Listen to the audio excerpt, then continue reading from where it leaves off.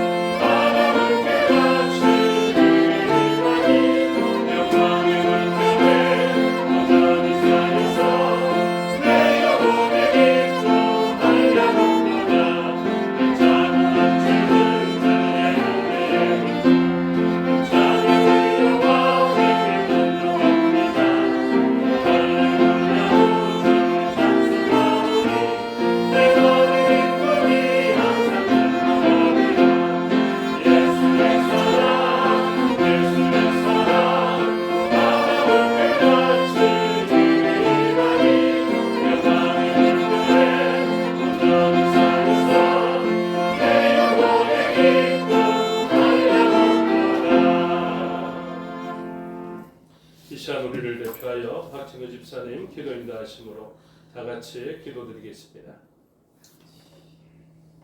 복의 본원이 되시는 아버지 하나님, 내가 거룩하니 너희도 거룩하라고 하신 그 하나님의 말씀을 기억하며 이 오후 예배 시간에 저희들이 나왔지만 지난 한 주간 우리들의 모습을 돌아볼 때 거룩하게 살지 못했던 우리들의 마음이 우리의 삶이었음을 고백합니다.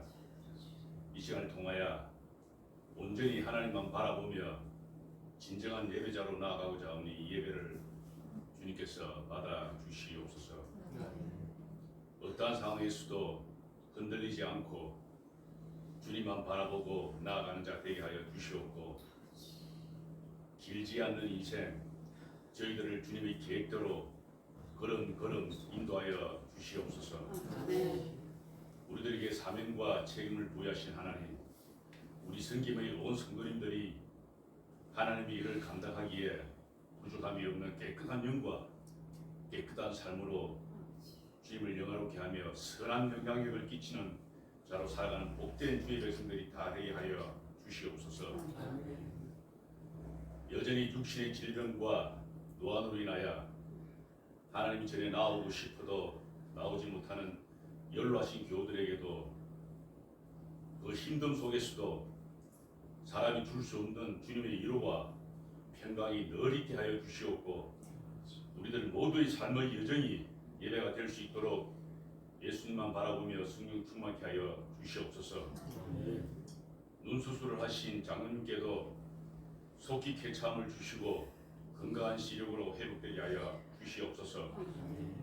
이 시간 진심으로 예배드리는 우리 모두가 되게 하여 주시고 목사님을 통하여 말씀 들을 때에 우리를 만나 주시는 예배자가 되게 하시고 그 받은 말씀이 또다시 삶으로 나타나고 세상을 이길 힘이 되는 은혜의 원천이 되게 하여 주시옵고 이 예배의 오예배의 시종을 주님께서 친히 맡아 주관하시오며 이 모든 말씀 예수님의 이름으로 간절히 기도드리옵나이다.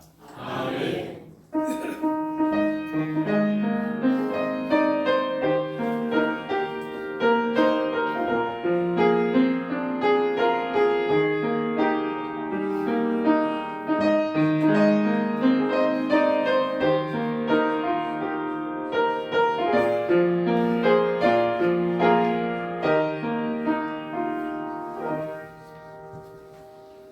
감사합니다. 하나님 말씀 보시겠습니다. 신약 성경 사도행전 15장입니다.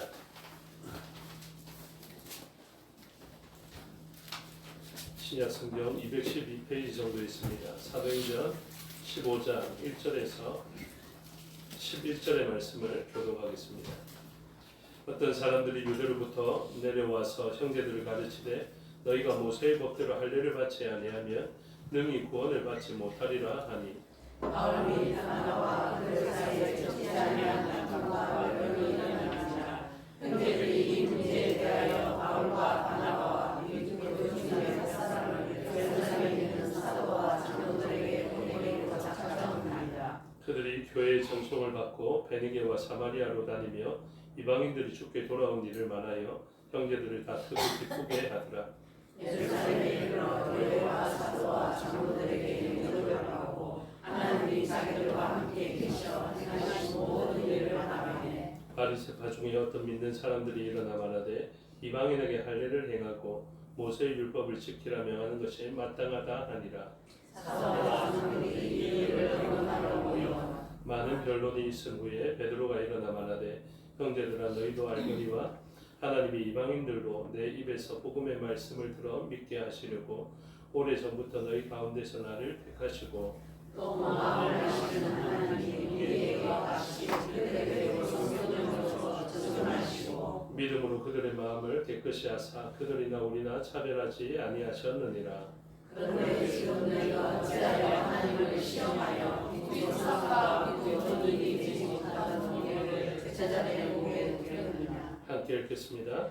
그러나 우리는 그들이 우리와 동일하게 주 예수의 은혜로 구원받는 줄을 믿노라 하니라. 아멘. 기도하겠습니다. 아버지 하나님 은혜와 사랑을 감사합니다. 이 시간 하나님의 말씀을 듣겠습니다. 성경 하나님께서 가르쳐 주시고 마음에 새겨 주시옵소서. 종에게 능력 베푸사 하나님 말씀과 뜻을 온전히 드러내게 하여 주시옵소서.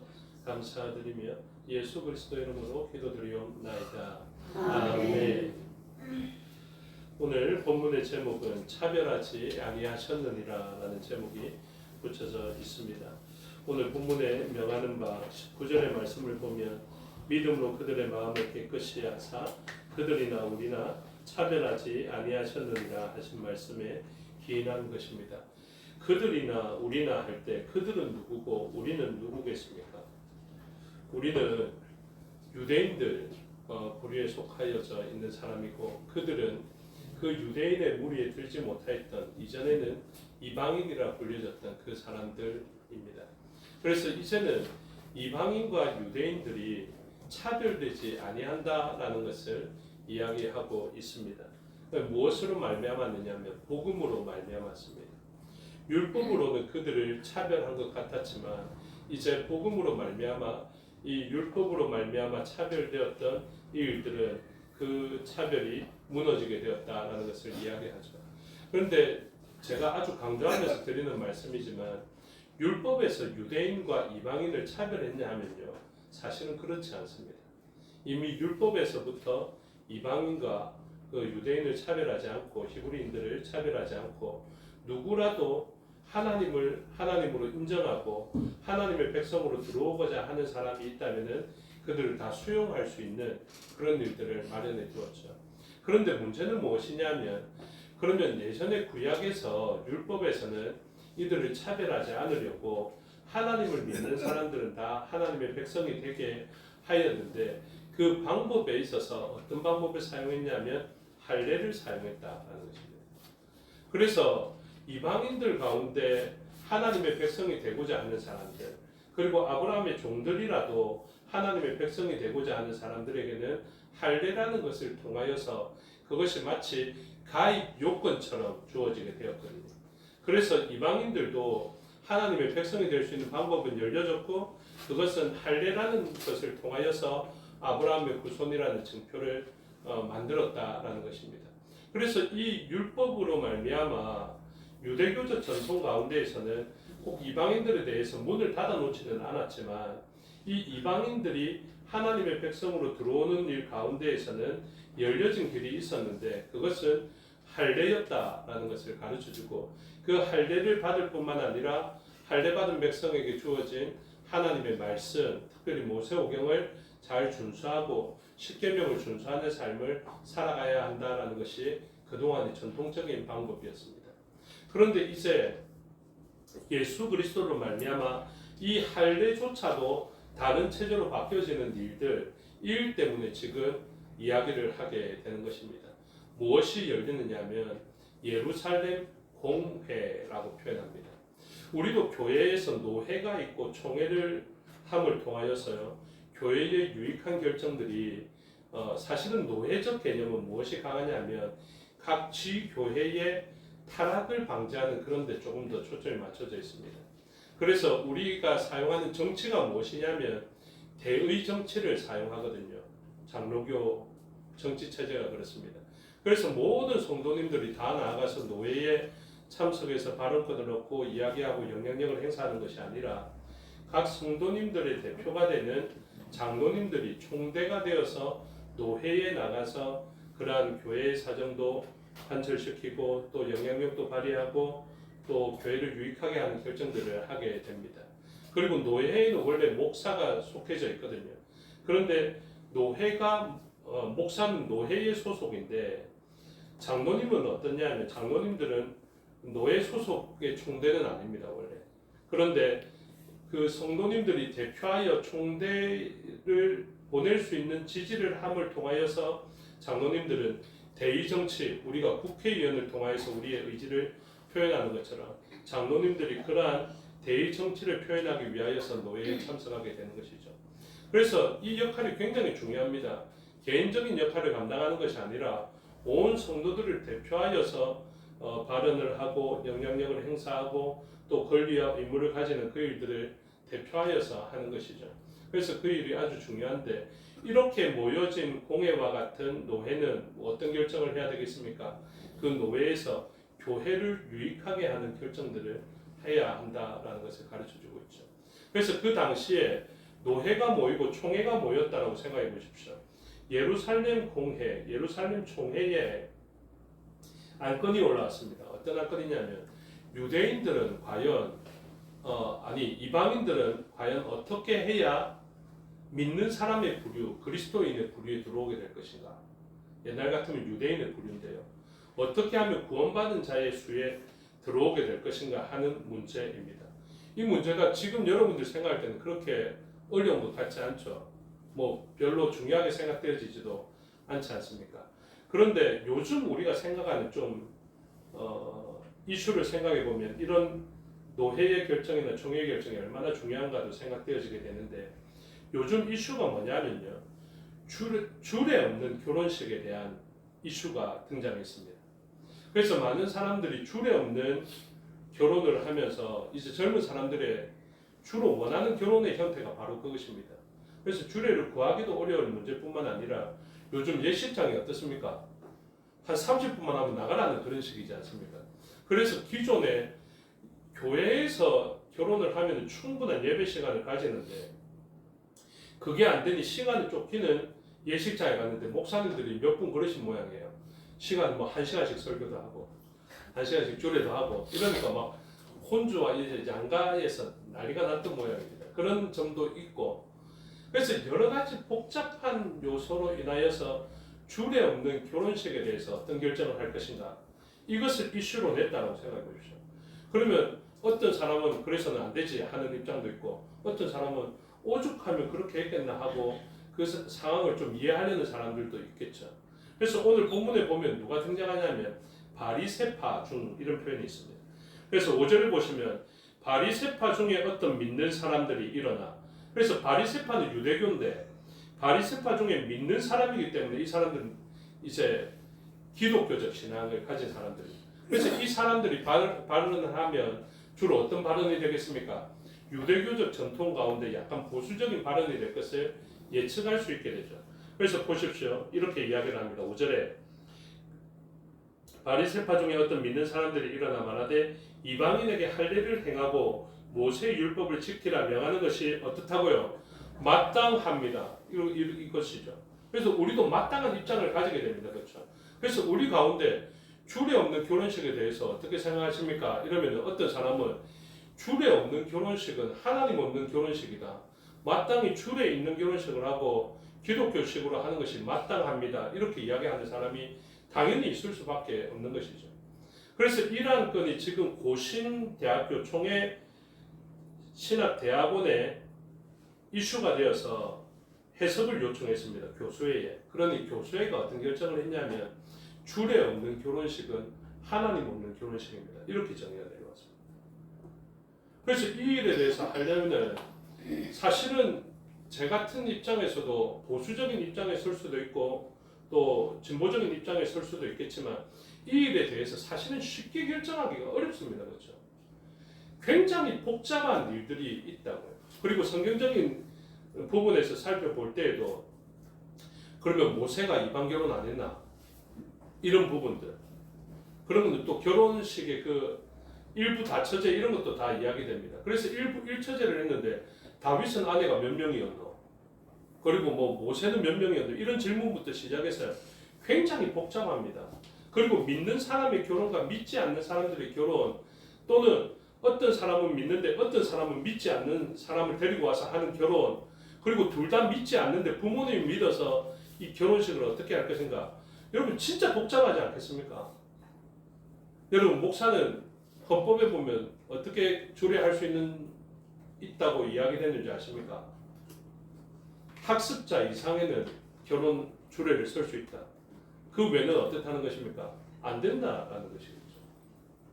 그러면 그거 안 된다고 안 된다 하면 상처받을 사람들도 많겠죠. 그리고 굉장히 상황이 많습니다. 그러면 이런 경우를 한번 생각해 보십시오. 한 사람은 세례자입니다. 한 사람은 세례자인데 한 사람은 믿지 않는 사람이에요. 이 두 사람이 결혼하겠다고 안 찾아오면 모르겠는데 목사님에게 찾아왔습니다. 주례해달라고. 그러면 어떻게 해야 될 것 같습니까? 생각 많이 하시고 답변하셔야 됩니다. 그냥 쉽게 답변하면 제가 굉장히 흔들리지 않겠습니까? 그렇죠? 안 됩니다.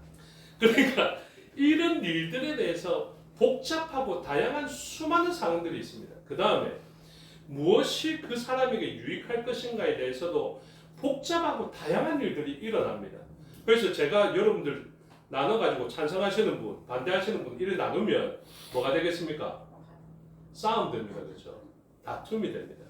그래서 그 일을 뭐라고 표현되냐면 여기에 표현되어 있는 그대로 제가 말씀드릴게요. 15장 2절 바울 및 바나바와 그들 사이에 적지 아니한 다툼과 변론이 일어난지라 이렇게 되어 있습니다. 그래서 적지 아니한 다툼과 변론이 일어납니다. 여러분 교회에는 다툼이 일어나면 안 됩니까? 변론이 일어나면 안 됩니까? 일어날 수 있습니다. 그런데 이 일을 어떻게 바꿔가야 된다고요? 아주 중요하고 영향력 있고 유효하고 유익한 결정으로 전환시켜 가는데 온 힘을 다해야 합니다. 그래서 그러한 회의를 오늘 본문에서 하고 있다라는 것이죠. 그래서 우리가 다 답을 내리지는 못하지만 이런 변론이 치열하게 있게 되는 것입니다. 우리가 웨스트민스터 신앙고백도 배웠죠. 그 배우는 가운데 24장에 보면 결혼과 이혼에 관한 규례들이 있습니다. 그런데 그 웨스트민스터 신앙고백도 어떻게 나왔습니까? 수년에 걸친 나라는 전쟁하고 있는데 신앙의 지도자들은 모여서 이것을 수년간에 걸쳐서 성경의 모든 부분들을 정리해 놓았습니다. 그렇죠? 그래서 그러한 결정 하나가 쉽게 나오는 것이 아닙니다. 그러니 얼마나 많은 회의와 많은 토론을 통해서 그러한 것들이 다 있었겠습니까? 그래서 그러한 것으로 결정되는 것을 보게 되는데요. 우리 본문으로 돌아가면 이것입니다. 바리새파 중에서는 어떻게 말했느냐? 이방인에게 할례를 행하고 모세의 율법을 지키라 명하는 것이 마땅하다라고 이야기를 했습니다. 여기에 찬성하시는 분들 많죠. 새롭게 기독교가 시작됐음에도 불구하고 할례도 유익하고 그 다음에 이 할례 받은 사람들이 믿음으로써 계명을 지키는 것은 아주 중요하고, 요즘 우리로 이야기하면 세례를 받아야 되고, 세례 안 받으면 교회는 아니고, 그 세례 받은 이후에 하나님 말씀을 듣고 순종하는 자로 있어야 돼요. 아주 지지할 만한 것이 나왔다고요. 그런데 이때는 베드로가 갑자기 등장합니다.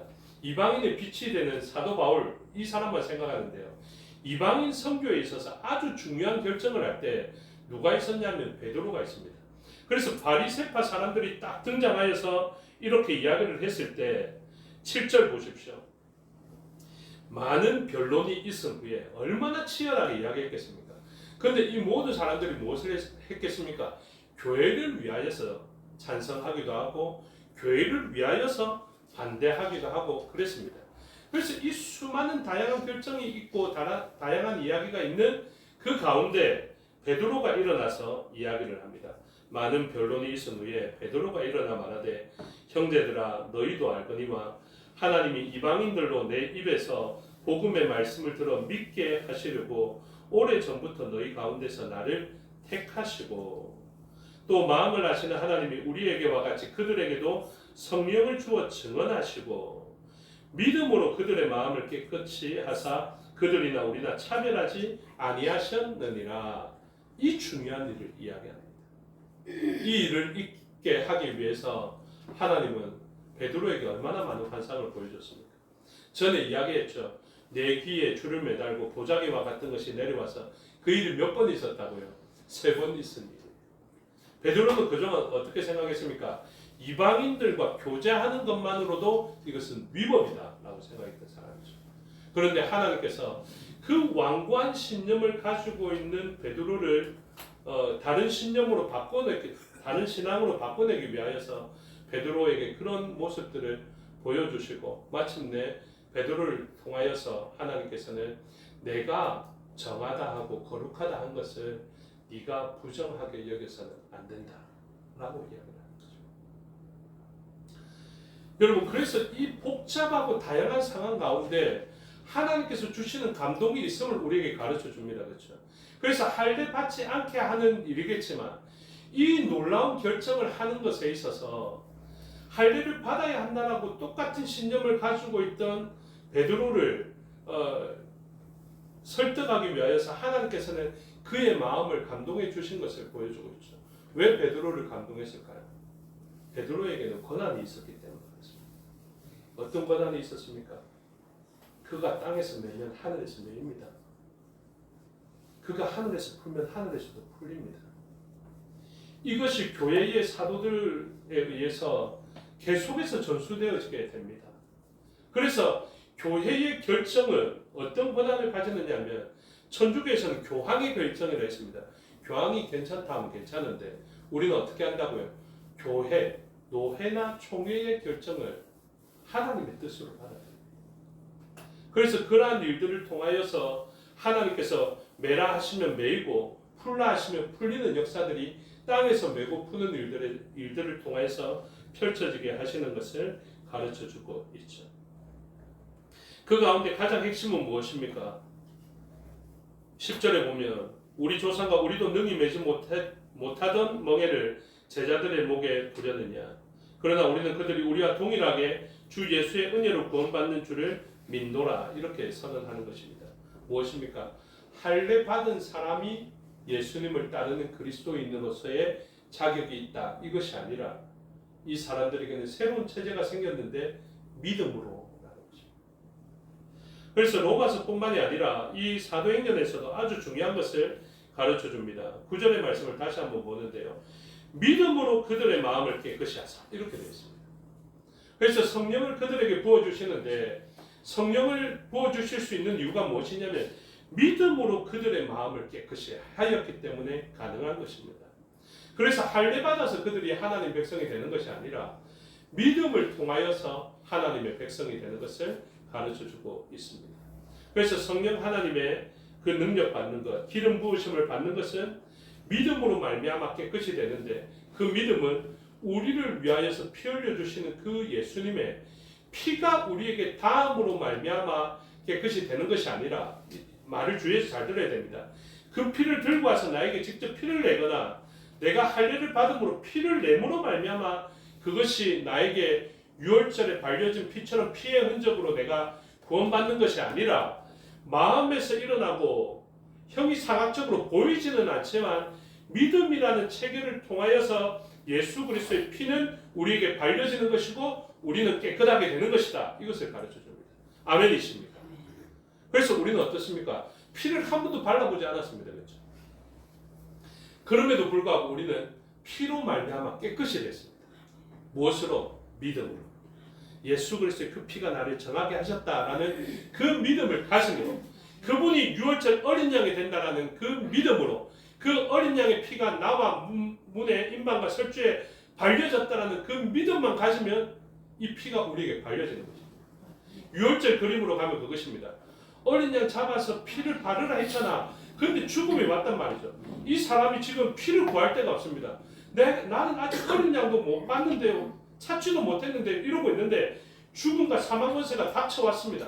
어느 집은 피가 발려져 있으므로 살게 되고 어떤 집은 피가 발려져 있지 않으므로 하루의 집이라도 죽임을 당하는 일들이 목도되어집니다. 그런데 우리에게는 어린 양을 잡을 시간도 없고 그 피도 없고 어린 양도 도망가고 없습니다. 그때 우리는 어떻게 구원받는다고요? 믿음으로. 그 피가 나를 살릴 것이다라는 믿음. 여러분 그러니 얼마나 은혜입니까? 맞죠? 옛날 같았으면 우리 다 죽었어야 됩니다. 그런데 우리에게 허락되어진 믿음, 예수님을 믿는 자는 산다고 하셔서 그분이 우리 죄를 깨끗이 하신다고 하셨어. 이것이 마음으로 믿어지면 우리가 구원받게 됩니다. 우리가 큰 은혜 가운데 살고 있다는 거죠. 얼마나 우리가 감사할 일입니까? 오늘 이 시간을 통해서 예배의 시간을 통해서 뭐가 부어진다고요? 영과 진리로 예배하는 우리는 영과 진리로 예배할 뿐만 아니라 영이신 성령 하나님의 기름 부으심과 진리 되신 예수 그리스도의 그 피가 부어지는 시간이에요. 아무도 보지는 못했는데 이게 부어진다니까요. 그러니 예배에 목숨 걸어야 되지 않겠습니까? 이거 안 하면 사망 권세에 우리가 해대임을 당하니까 바로 그것을 가르쳐 줍니다. 그래서 이제는 우리가 할례로 말미암아 하나님의 백성이 되는 것을 가르쳐 주죠. 그래서 11절에 이렇게 고백합니다. 그러나 우리는 그들이 우리와 동일하게 주 예수의 은혜로 구원받는 줄을 믿노라. 우리가 똑같이 믿는 것입니다. 우리는 어떻게 구원받았다고요? 어떤 외적인 요소나 어떤 자격을 갖춤을 통하여서 우리의 공로로 말미암아 되는 것이 아니라 그 모든 것이 오직 어린 양의 은혜로 말미암아 우리가 그 은혜 가운데 있음을 고백하는 것입니다. 그런데 여러분 차별하지 말아야 합니다. 옆 사람을 바라보면서 진짜 이방인처럼 보이는 사람들 많거든요. 헬라인처럼 보이는 사람도 많고 도무지 용서가 안 되는 사마리아인처럼 보이는 사람들도 많단 말입니다. 그런데 이 사람과 우리는 차별하면 안 됩니다. 왜? 우리도 피로 말미암아 살았지 우리의 피부색이나 다른 어떤 조건, 외적인 조건으로 말미암아 죽음이 넘어간 것이 아니거든요. 그런 사람이라 할지라도 어디 아래에 있으면 이 피 아래에 우리가 데리고 오기만 하면 이 사람은 구원받는 것입니다. 그것을 은혜라 말합니다. 그런데 우리는 이 사람을 정죄하거나 비판하는 일을 멈춰야 됩니다. 우리의 정죄와 비판이 얼마나 무섭습니까? 지금 그림은 바로 그것이죠.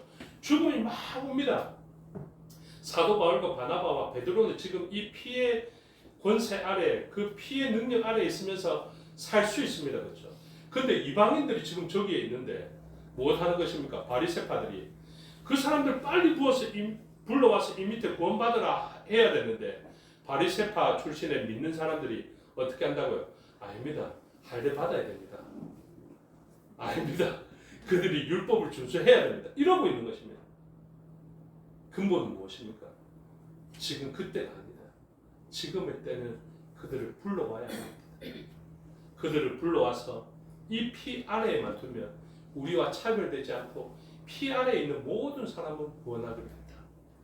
옛날의 방주처럼 부정한 짐승이고 뭐고 간에 다 불러와서 방주 안에 넣기만 하면 구원받는다. 그것이 은혜다라는 것을 이야기하고 있습니다. 오늘 우리가 해야 되는 그 수많은 변론과 다툼, 그런 변증은 무엇에 기반해야 됩니까? 하나님의 은혜에 기반해야 됩니다. 내가 부정과 정함을 결정할 수 없습니다. 하나님의 기준에 그 모든 일들이 있습니다. 그리고 하나님의 타이밍도 우리가 조절할 수 없습니다. 하나님의 그 타이밍이 있습니다. 그러니 우리는 하나님께서 행하시는 모든 일들을 소망 가운데, 기대 가운데 봐야 하겠고, 그 모든 일들 가운데 내가 옳다고 하는 일들의 기준을 가지고 있는 것이 아니라 하나님께서 주시는 그 기준이 우리의 기준이 되어야 합니다. 그러니 사실은 뭐가 맞다, 뭐가 그러다, 사실은 그렇게 할 수 없습니다. 그런데 중요하게 드러나는 것은 있겠죠. 우리가 예전에 신사참배할 때처럼 예수님을 믿을래, 우상을 믿을래, 이런 결정들은 어떻습니까? 우리는 모두가 은혜에 들어가기 위해서 예수님 아래로 들어가야 됩니다. 그런 결정들은 우리를 집 밖으로 나갈래, 집 안에 있을래 하는 결정과 같은 것입니다. 이것을 분별할 수는 있어야 됩니다. 이걸 지금 내가 피의 장막 안에서 일어나는 다양한 일인가, 아니면 내가 집 밖으로 나가게 만드는 일인가에 대해서는 결정을 잘해야 하겠죠. 그것이 성령 하나님께서 가르쳐 주시는 감동으로 있게 됩니다. 그래서 다양함이라는 그런 다양성을 가지고 있으나 통일성이라는 것을 잘 유지할 때 교회는 아주 아름답게 유지되고 또 확장된다는 것을 기억하셔서 오늘도 차별하지 아니하셨느니라. 차별은 아니어야 되지만 구별됨은 있어야 된다라는 그 기준을 가지고 하나님의 감동 가운데 은혜로서 믿음으로서 살아가는 저와 여러분의 삶이 그리고 결정이 될 수 있기를 주님의 이름으로 주님 하나님 은혜와 사랑을 감사합니다. 우리가 어떤 일들에 대해서 결정을 할 때 참 많은 다툼과 변론이 일어나게 됩니다. 각자의 입장과 경험으로 말미암아 서로 위에서 주장함에도 불구하고 아주 차원이 다른 주장을 할 수도 있는 그런 상황 가운데 있습니다. 그러나 이러한 상황 가운데에서도 큰 원칙을 가지게 하여 주시옵고 믿음으로 은혜로 이 모든 일들을 분별할 수 있도록 은혜 내려 주시옵소서. 너무 벽을 허물어뜨려서 우리의 정체성에 혼란을 가져오는 그런 솔로몬 이방 여인을 드린 것과 같은 그런 결정이 되지 않게 해 주시고 오직 이방인들을 살려내고 구원해내는 믿음의 결정이 될 수 있도록 하나님 오늘의 시간에서도 역사하여 주시옵소서. 감사드리며 예수 그리스도 이름으로 기도드리옵나이다. 아멘. 찬송하겠습니다. 310장으로 찬양하겠습니다.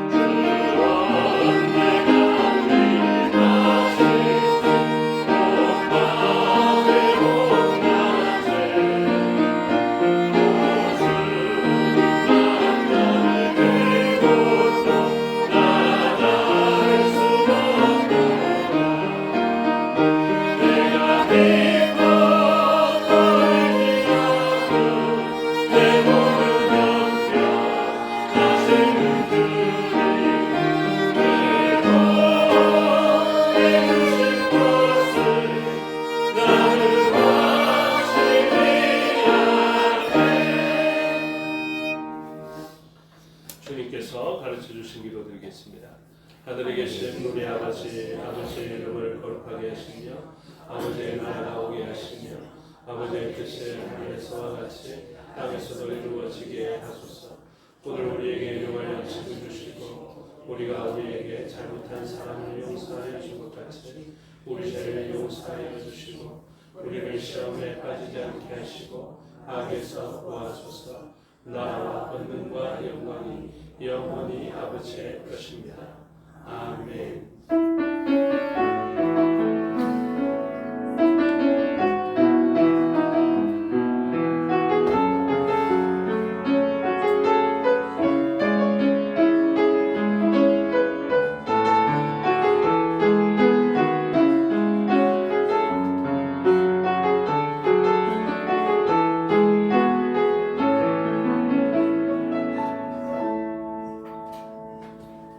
감사합니다. 주일 오후 예배 순서를 마치겠습니다. 신앙도 마칩니다. 건강하십시오.